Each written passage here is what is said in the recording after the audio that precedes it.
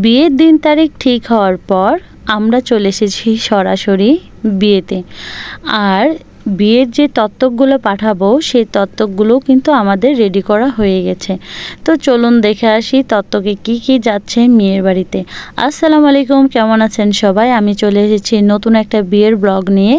আর এই যে সামনে এতগুলো মার্কেট দেখছেন, এই মার্কেটগুলো কিন্তু আমাদের নতুন বইয়ের জন্য।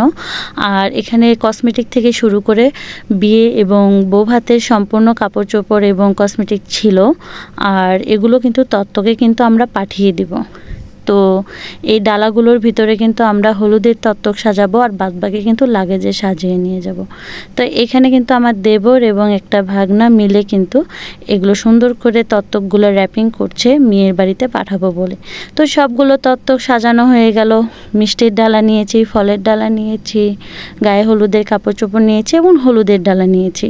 তো এই তো আমরা সবাই রেডি হয়ে বের হয়ে পড়লাম মেয়ের বাড়ির উদ্দেশ্যে তত্ত্ব দিয়ে আসার জন্য। তো আমি এবং আমার ননদ, সাথে ছিল একটা ছোট দেবর, ফুপু শাশুড়ি এবং একজন খালা ছিল।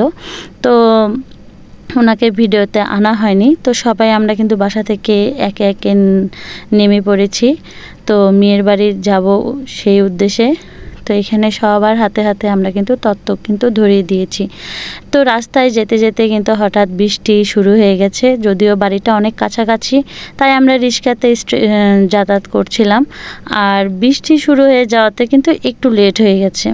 তো এরপরে কিন্তু আমরা মেয়ের বাসায় চলে আসলাম এবং এসে কিন্তু তাদেরকে কিন্তু তাদের জিনিসপাতি আমরা কিন্তু বুঝিয়ে দিলাম। পরে এখানে অনেক খাওয়া দাওয়া করলাম, সবাই মিলে অনেক গল্প গুজব করলাম, করে কিন্তু তারপরে বের হয়ে পড়েছিলাম কেননা আমাদের বাসাতেও হলুদের অনুষ্ঠান হবে। তো সেই কারণে একটু তাড়াতাড়ি বের হয়ে পড়েছি। তো পরবর্তী ভিডিও দেখার জন্য ওয়েট করুন। Thank you.